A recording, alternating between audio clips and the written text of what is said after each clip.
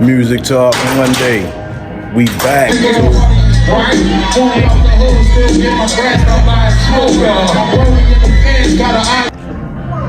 Today on Music Talk Monday, I'm gonna give y'all some clips dealing with Nipsey, the smart store and innovation, you know what I'm saying? Like that's what it's all about. Like a lot of you cats out here, y'all just dealing with this mainstream bullshit and happy for fame, but you ain't thinking about longevity.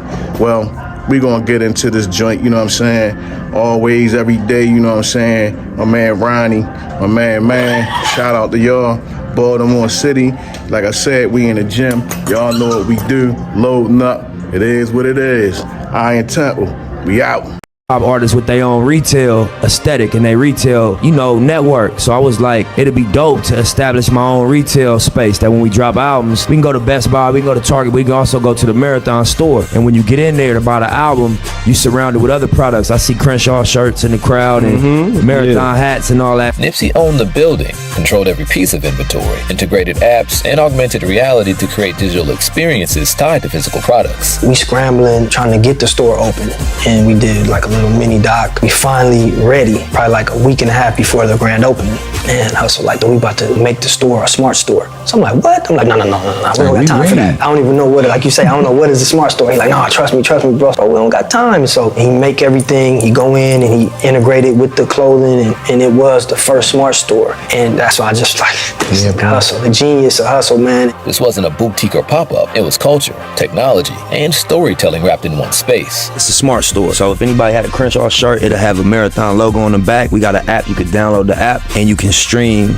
content off the app onto your phone. Limited drops, community connection, exclusivity that made every purchase feel earned, not just bought. Nipsey wasn't just selling merchandise, he was controlling the point of contact. The same strategy as Apple in a different neighborhood, but with the same discipline. Here's how it looks when you break it down. Brand control funnel, product, store, experience, loyalty. Apple's version. They made the device, sell it in their store, deliver the experience, and keep the customer locked in for life. Nipsey's version. He creates the music and merch, sells it at the Marathon store, builds an exclusive experience, and turns fans into believers. In both models, the store isn't an add-on, it's a strategic asset. It closes the loop between creation and community. That's how vertical integration evolves from a business concept into a cultural weapon. And now this is where the strategy really pays off, because the final layer of this model isn't just about making money today, it's about building something that outlives you. Long game, Apple's developers ecosystem versus Vector 90. Now here's where Apple's genius really shows. They didn't just sell devices, they built an ecosystem where everyone else could plug in and build wealth, while Apple controlled the infrastructure. Take the App Store for example. Developers create apps, but Apple owns the rails, the distribution,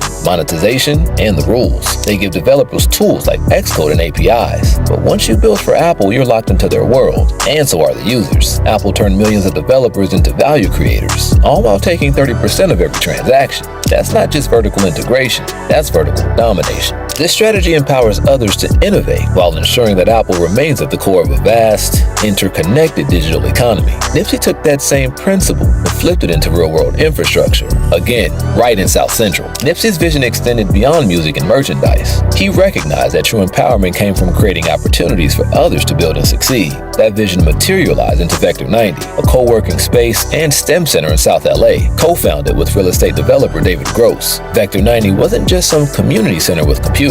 It was an incubator for the next generation. So Vector 90 is a 5,000 square foot. The top level is a co-work space for any inner city entrepreneurs, inner city co-work space. And in the bottom half is a science, technology, engineering, and math center, which is basically the skill set you need to go into Silicon Valley. Just like Apple created tools for developers to build apps, Nipsey created a space for his community to build futures, coding boot camps, entrepreneurship programs, and tech access for kids who've never seen it before. There's an incubator aspect of it that as these entrepreneurs utilize the space to create companies, apps, visionary things, they can bring it to Dave and myself and the rest of the team and make a pitch. And every year we gonna fund 4 of them. The strategy was identical. Apple built a digital ecosystem. Nipsey built a physical one. And in both cases, the mission was the same. Create a platform where others can build, succeed, and pass it on. Apple enables developers to reach global markets. Nipsey enabled local talent to reach their potential. Different scales, same system.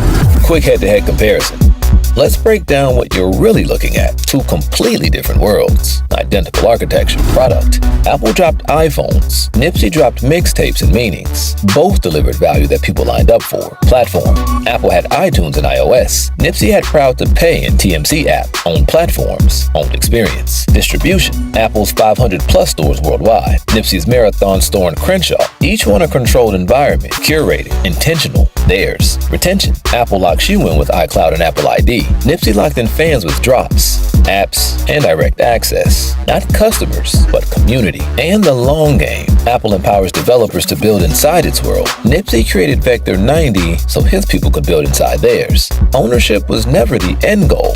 It was always about the system. Vertical integration, all the way through. Now, when you see all of this laid out side by side, something becomes crystal clear. This isn't about just two success stories. This is about a blueprint that most people completely miss. When people talk about Nipsey, they always remember his grind, the tragedy, and the inspiration. But his real genius was in the design. He didn't chase cosigns. He created control. He didn't license his brand. He built the infrastructure to deliver it. What you're looking at is vertical integration built from the ground up. A blueprint that turned fans into investors, a neighborhood into a network, and a hustle into a system that could run with or without him. The stores still operate. The brand still moves. The system still runs. And that's the point. This wasn't some lucky break or street hustle gone viral. This was intentionally engineered architecture. Apple showed the world what vertical integration looked like within Silicon Valley. Nipsey showed us how it could live on Crenshaw and still scale, still last, still inspire. This is the kind of playbook that builds generational wealth, and Nipsey mapped it out piece by piece. If you learned something from this breakdown, don't just like it, apply it.